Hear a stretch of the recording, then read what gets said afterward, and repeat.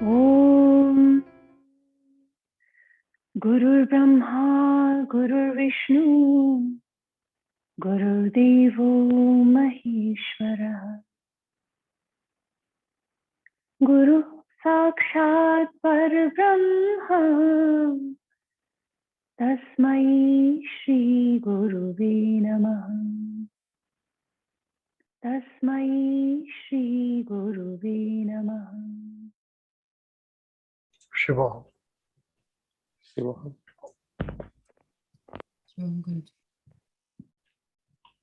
Okay. So far, any question? No questions? No, Acharya ji. अच्छा, बस आप आप शायद आज स्मृति और विकल्प उनकी जो सिमिलैरिटी है वो थोड़ा सा बता सकते हैं in the last session. It is in the sense I said Smriti is collection of everything. It has viparya, it has vikalpa, it has all the vrittis, and therefore Smriti is close to anything. Viparya is equal to vikalpa, Smriti is equal to vikalpa, Smriti is equal to pramana, Smriti is equal to, so it is equivalent to everything that in that sense, because it is collection of everything. Memory is that which you may have seen through your eyes, which is becomes pramana, which you may have heard from somebody, that is also pramana, which you may have read, that is also pramana, you may have imagined, that is vikalpa, you may have wrongly perceived something, that is viparya, that is also smriti. So all other get combined in smriti. So in that sense, smriti and every other thing is equal.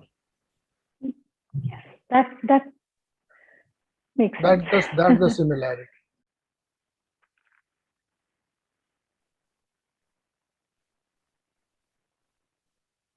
Smriti in other philosophies for Buddhas, let's say, their smriti has been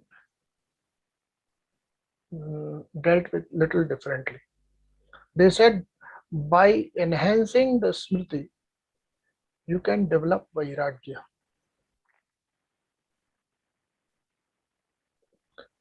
By enhancing the quality and reach of smriti, you can develop Vairagya. How? You see, most of the Buddhists, monks, they work on this faculty of smriti quite a lot. And they try to move back as far as possible in the smriti. Thus, going beyond this birth. Right. So even Jains and Buddhists both have used this very, very effectively. They say that if you go back and if you see your past lives one after another, and then you see the pattern and then you see the futility of it, then also you become free of the fear of death. Because you know you are a continuum. There is nobody who is going to die. So, and each time you are in a cyclic progression, in a cyclic way. You are born, you do certain karmas, and then you leave this body. Then again born, then do again some karmas, then again die. So here by focusing or enhancing the smriti, and I can tell you, even Patanjali Yoga Sutra is also going to talk of a smriti. It says that, it does define it, that by working on a smriti, you can definitely get Nirodha. But here they have not detailed it.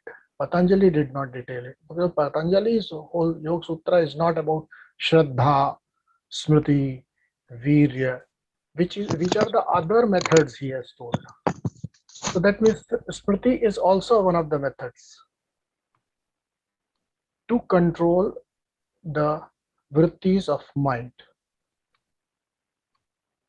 Okay, here itself you will see, after few sutras you will see that when he says that there are other methods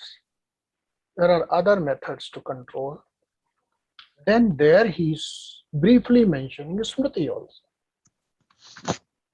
Okay, smriti means memory. Okay, even shraddha. Alright, so smriti is in itself whole system we can work on, and how it is done. Somebody wants to learn, I can tell how it is done, but it is difficult for anybody who is engaged in day-to-day life. Why? Because, just a hint I'll tell you, it means you are not going to think about future anymore from here on. And when you stop that energy, when you block that energy from getting projected in future, it has only one way to go, that is past, and So, therefore the Acharya ji, reach. Vairagya is possible. Yes, of course possible. How long you can go and repeat the same mistakes and see the cycle after cycle you're suffering, and then also you say, I have done it many times. Don't you say that? Vairagya, how did you develop Vairagya for the soft toys? Tell me. Or the giant wheel. You please. You're done with it. You please ride. You take a ride. I have done it. This is Vairagya. So many times when you see your life pattern going in the same way, you develop Vairagya. So this is also a method. Okay, so let's move to other sutras quickly. So anubhuta vishaya sampramosha smriti. Memory is when the vrittis or perceived subjects that do not fade or slip away from our mind and come back to the consciousness or awareness, I should say, they are called smriti.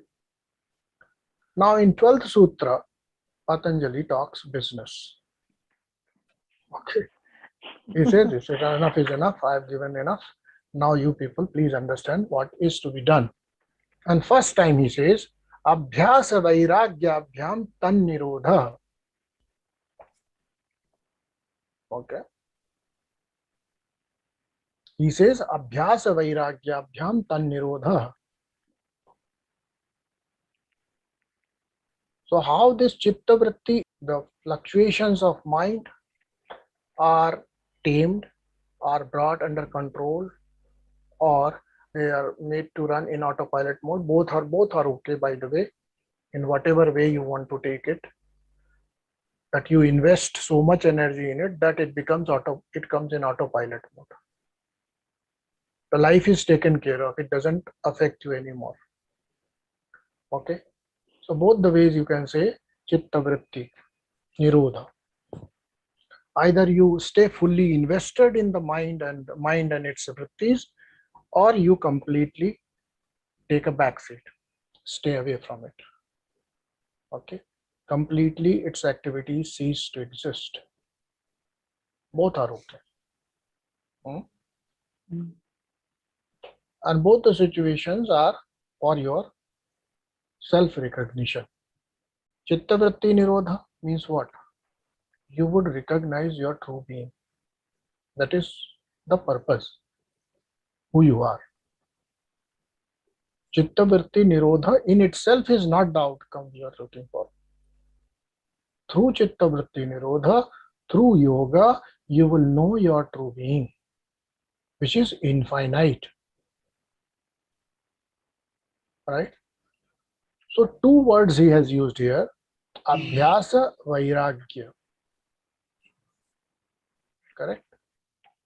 Abhyasa and Vairagya.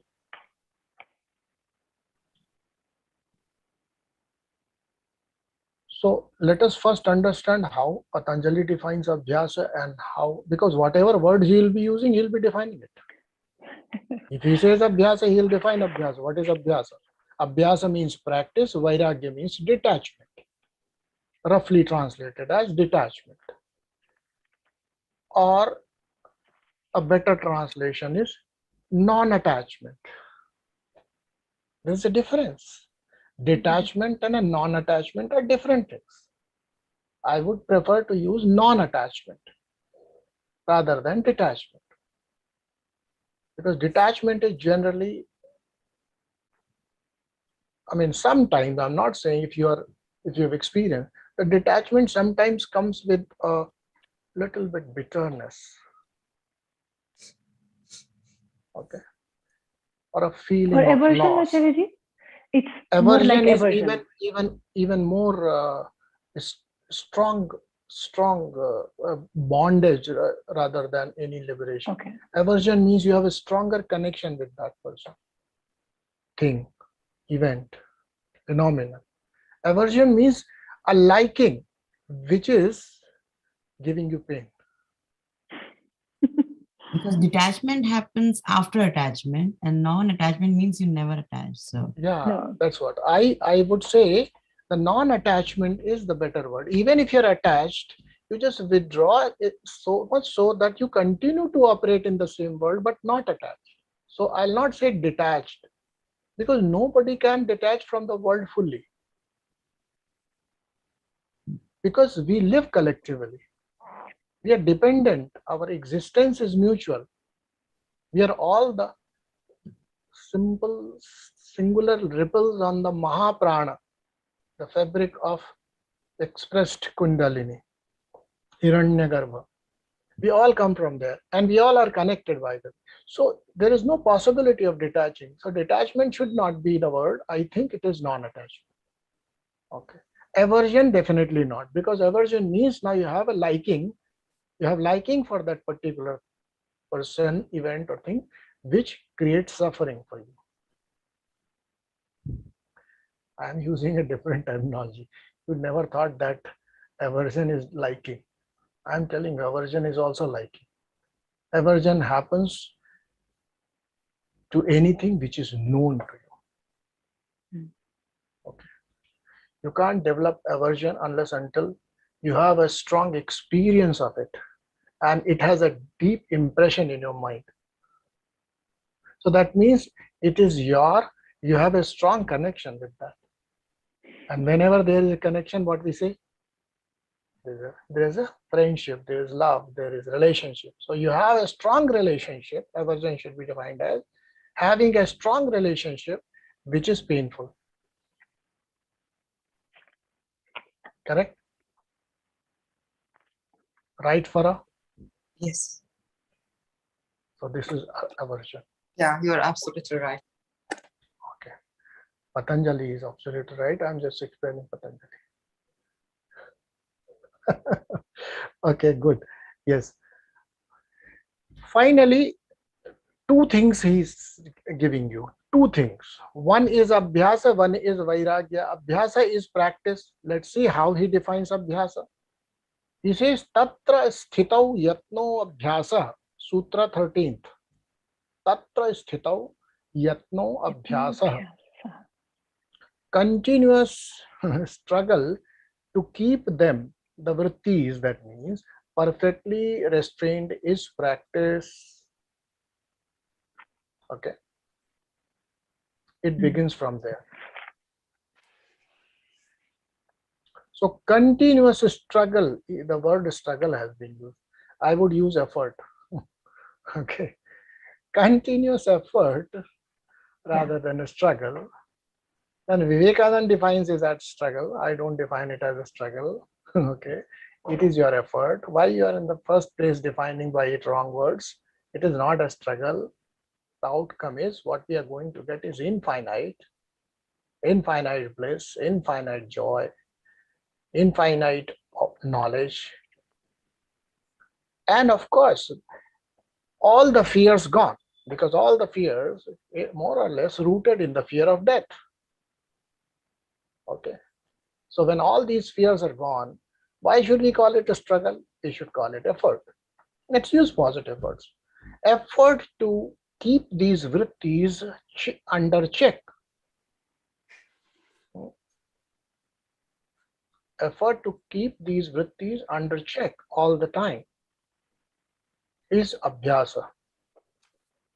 But is it that? Let us talk about it. Are we trying to say that we are going to become zombies on the roads if we are controlling vrittis, all the vrittis? Will we not have smriti?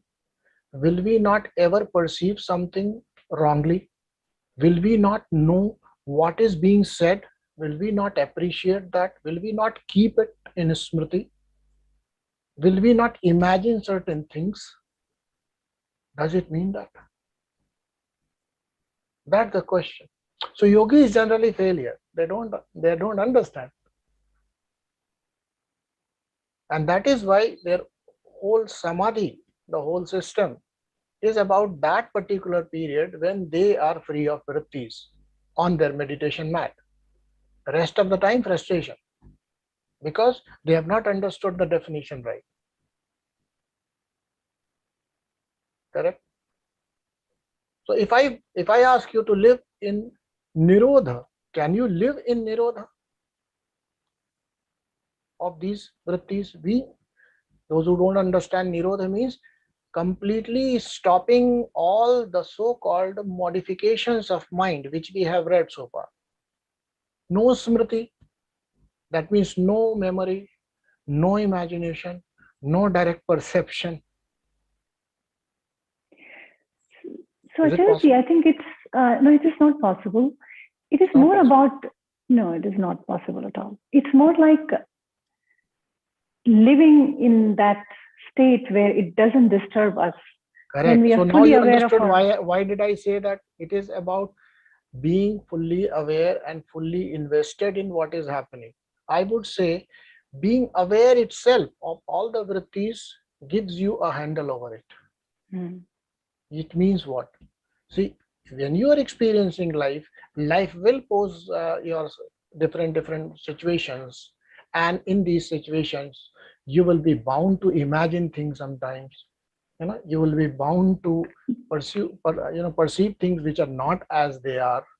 You would also gain what is being said. You will also read books. You'll also listen to people, whether they are so-called Mahatmas or so-called cheaters. You'll have to listen to. Direct perception will also happen, right?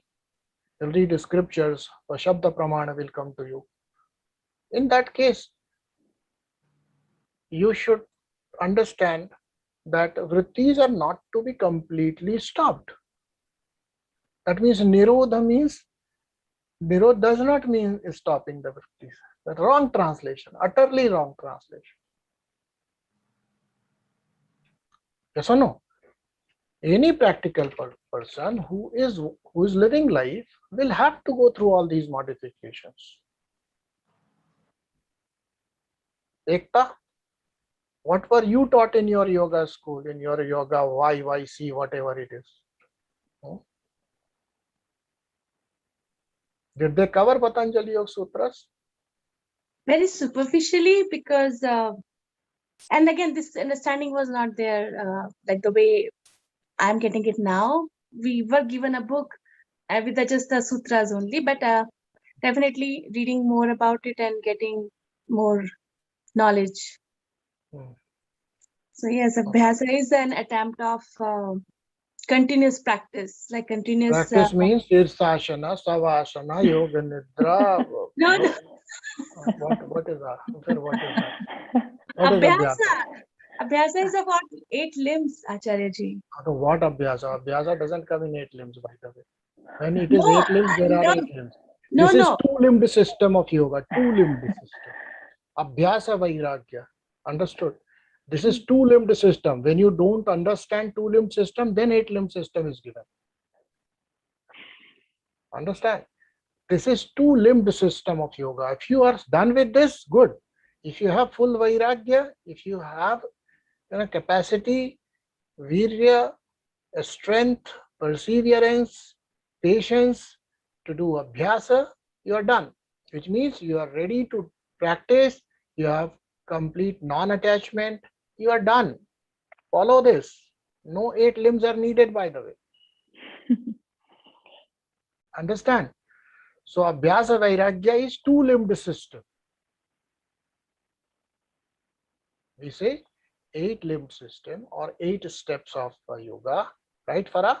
Mostly we are told that there are 8 steps of yoga, yam, niyam, asana, dharana, dhyana, samadhi, etc., etc. But here we are saying only 2 limbs. One is abhyasa and second is vairagya. Abhyasa means practice and vairagya means non-attachment.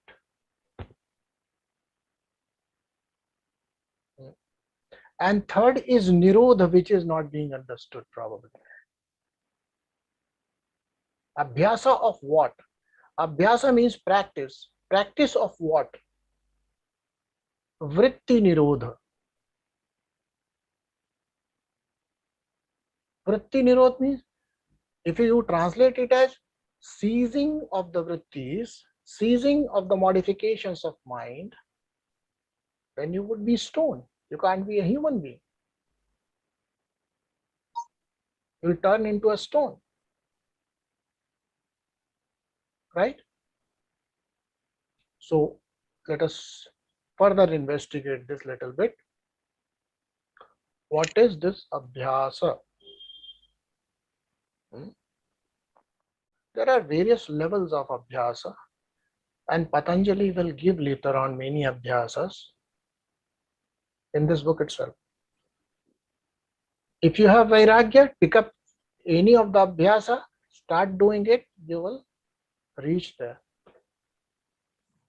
Any abhyasa. But Vairagya is the root, the complete support system of it is Vairagya. So once you are rooted in Vairagya, every yoga works for you. Every yoga. Karma yoga, Jnana yoga, Bhakti yoga, even this yoga. Rajayoga. But Vairagya not there, then you need Vikram yoga, hot yoga, cold yoga. Okay. Okay. So let's understand what should be abhyasa then. Contemplate over it. Contemplate over it. Pre-digested intravenous food is not always beneficial. You need to contemplate sometimes. What can be your abhyasa and how the vrittis need to be controlled then? What the control means then? It simply means vrittis are 2 types, klishta, aklishta. Now when we invest in vrittis in such a way that every vritti becomes aklishta, becomes helpful in keeping our attention or our knowledge of self vibrating, radiating, alive. This is abhyasa. Understood now? Vrittis come and go. You invest yourself in vritti, and the vritti should always give you a reminder of your own self, who you are. Because when mind has been defined a separate entity than you, because you can control a thing only when it is not you. Control means this is an exercise done by one controller and one is controlled. If chitta is to be controlled, chitta vrittis are to be controlled, that means you are not your vrittis. You are separate from vrittis, then only you can control your vrittis. Yes or no? Which means now when I am investing myself in investigating these vrittis, continuously being aware of these vrittis and working on them to make them aklishta. Aklishta means supporting of that, keeping that, creating that environment which is congenial to my recognition. It does not disturb, it does not take away the radiance of my presence. I stay available, whatever be the vritti. Understand now? So Acharya, it's just about living with the awareness. That's it. That is Oh, yeah. the conclusion. The conclusion, yes, of course, but Vairagya is important, by the way. If you don't have Vairagya and then say living in awareness, then I am going to go. No. So Acharya, without Vairagya, the awareness cannot be mastered. No, it can be. It can be. Yes. Otherwise, there was no need to say that Vairagya is needed. Awareness can be mastered. Awareness definitely can be mastered. Who are those people who are doing all the great things in this world without Vairagya? The great scientists, the great painters, the great sculptors, the great musicians. So here, when I'm saying No awareness, Vairagya. No Vairagya. Got it. But when I was talking about awareness, living with the awareness, that awareness is on the self, that the true self. If that is the case, At least yoga is not talking that. okay. Yoga is saying be focused on the vrittis. Nirodha of vrittis. It has not yet asked about focused on being available to self. They have not defined self, by the way, so far. They are not presuming the self exists. Please understand. They are giving an opportunity for you to crystallize that self which exists. It does exist, but we are not aware. What will we be doing by focusing on the vrittis? Focusing on the vrittis will, by and by, gradually create an understanding. I am not the vrittis.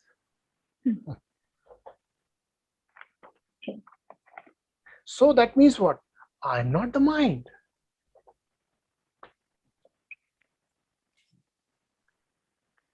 Right or not? This needs to crystallize rather than shraddha karke, vishwas karke, faith par.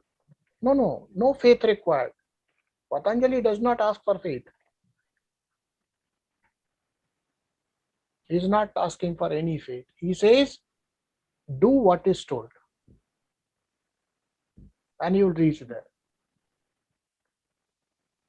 Correct?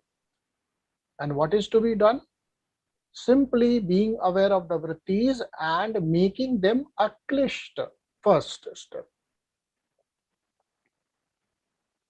Aklishta means making them congenial to your peace of mind, I would say. Okay, so live in this life and refuse to suffer. This is sadhana.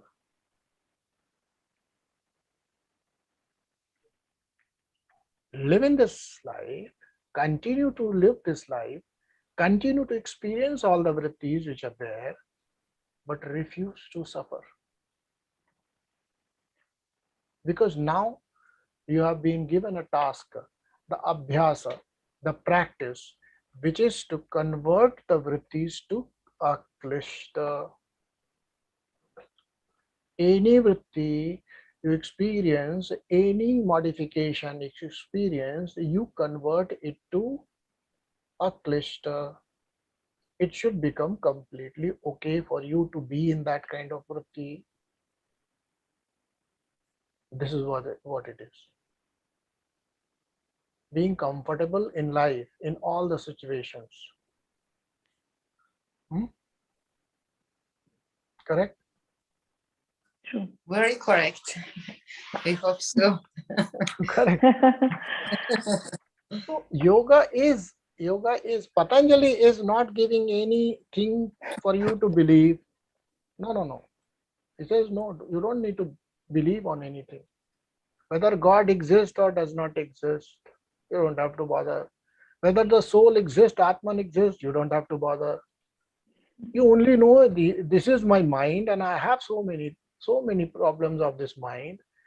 And he roughly classifies it into pratyaya, panchataya, klishta, aklishta. He says there are 5 types of vrittis. Broadly, he says this is how you perceive the world and this is how your mind functions.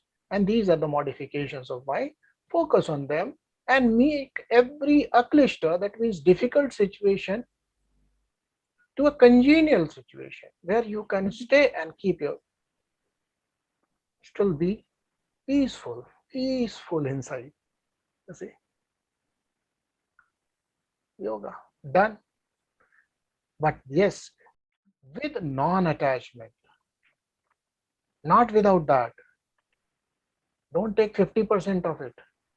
Acharyaji, excuse me, what is the tool for converting the klishta to aklishta? We need a tool.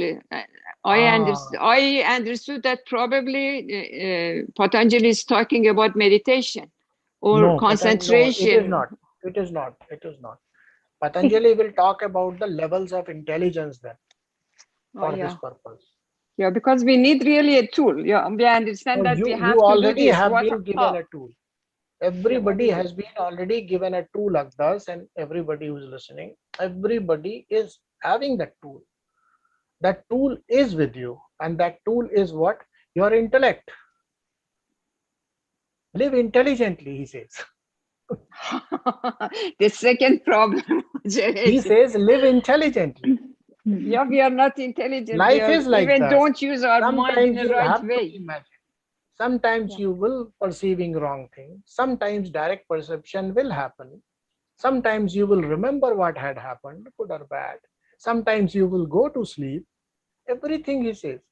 But then he says live intelligently. How? Acharyaji, is it? This is otherwise question, Agdas, don't mind. Yeah, sorry. It is not a wise question, because wise will not ask how. Wise will prove that he has intellect. If you say how, it is otherwise question. Only otherwise can ask how. Yes, That means sometimes intellect is not there. sometimes we know that we have something, but we don't know where is it. How Yes. we can reach to it. What is the Yes. tool? What is the vehicle? That's See, why it takes so long. everything We in just life- know ourselves even. Let me explain, then I think then I'll hand it over to Sunil. Sure. You see, tell me, how many things in your life you have not become comfortable over time? Anything which you have not become completely comfortable? One or two, maybe. Most of the things, most of the difficult situations, most of the losses, most of the problems in your surrounding, at the end of it, you finally accept it the way it is. But they say accepting with a pinch of salt, that don't add that pinch of salt. That's it. Understood? You said I accept it, but a pinch of salt. Don't add that pinch of salt. Who asked you? Don't add that masala, don't add that spice. Accept it without the pinch of salt. That's intelligence. And Acharyaji, I think it is the quality of mind also which helps how fast you can convert from. Well, let pushta me to tell you pushta. again this thing, that everything which is born in this world is bound to go through the three processes. Something is born, it will be sustained for some time, and then it will die. It happens even with the smritis, by the way. They don't remain there always. The smriti which is born in this life is sustained in the life, and then the life ends, in the smriti also goes, only the crux of it is kept. Unless until you go investigate and get deeper and deeper into it, it is not available for you, by the way, because you are moving beyond Prakriti to investigate it now. Trying to move to the bottom of the Prakriti, you are trying to understand the intelligence of the Prakriti, how it is dealing with your memories to keep you free from all it, which you have accumulated over the lifetimes. So anything which is born is sustained and then it dissolves. Correct? So anything, any problem which has happened now, seems it's a big problem. But after 3 months, 6 months, 7 months, 8 months, 10 years, you see the problem doesn't exist anymore. You are living your normal life. don't you?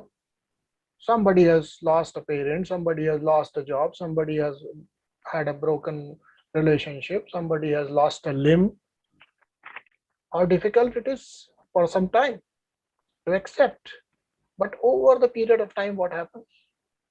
He doesn't only accept, but he starts enjoying with that given situation, given hindrances, given lacunas, the life continues. But what is now bothering, while all of this was happening, he added that pinch of salt. That pinch of salt is something which anytime you remember, that salty taste comes. So accept life as it comes. Don't add any pinch of salt. This is intelligent living. Because anytime when this memory will come, this remembrance will come, you will also experience how you further assimilated that experience. Not the experience, by the way. Experience is not the problem. The event is not the problem for that matter. How you assimilate that experience is the problem. The problem is in assimilating the experience, in digesting it, in swallowing it. And while swallowing, if you had a smile on your face, I don't think you will ever remember that thing with so much bitterness. Right? Some people don't like the taste of bitter gourd, right? And just a thing made up of that particular vegetable in the plate, and they already start making faces. Come on. Then what is it? Smile and taste it. I always suggest that. Put a smile on face, pick up that, taste it, and then allow yourself whatever kind of faces you want to make. Don't start right away. Maybe when you are smiling and tasting, maybe the bitterness is lessened. It does lessen, I'll tell you. It reduces. What is there to learn here? It's only one thing which you need to do all the time. Stay aware of what is happening in my mind. Okay. Am I unnecessarily enhancing it? Am I unnecessarily amplifying it? Am I making one pain as my suffering? Pain is a different thing. Suffering is a different thing. Pain is not suffering. Loss is not suffering. Obstacles are not suffering. Suffering you create. Are you creating suffering out of a simple pain? Are you creating suffering out of a simple loss? That's intelligently you'll have to handle. That is what I understand of Patanjali so far. As we progress, we will definitely understand many more secrets. But so far, whatever I have understood along with you is I don't read it more than you do. Because you asked me to speak on this and speak on that. Okay, good. Pick up. So you also do that. Contemplate. Don't think of the ready-made food. The ready-made food is not always good. Okay, because it does not develop your capacity to digest. And life can give big pumpkins uninvited anytime, and you'll have to digest. Okay, you have to digest. Not always possible that you'll get a pre-digested food. Okay, so I think two things we learned today. One was abhyasa. Abhyasa means what? The abhyasa is this. Vairagya, of course, Vairagya will also be defined. We'll go to that. Patanjali's definition. So for Vairagya should be understand non-attachment. Okay, non-attachment. Non-attachment is Vairagya. And how do we create that non-attachment? Many times I have told you this. Those who don't listen to my discourses so often, they can take this as a practice. Reduce the uses of the word my. Reduce the uses of word my. My. Understand? Don't say my son, my daughter, my husband, my house, my car. Don't use my. Right? Can you do that? I think you can do. Reduce the uses of my. The first step is reducing that usage, my. Okay. Even I would say, using this phrase that this is my body is a misnomer. You should say the body is giving problem, not my body. Because the moment you own it, you suffer.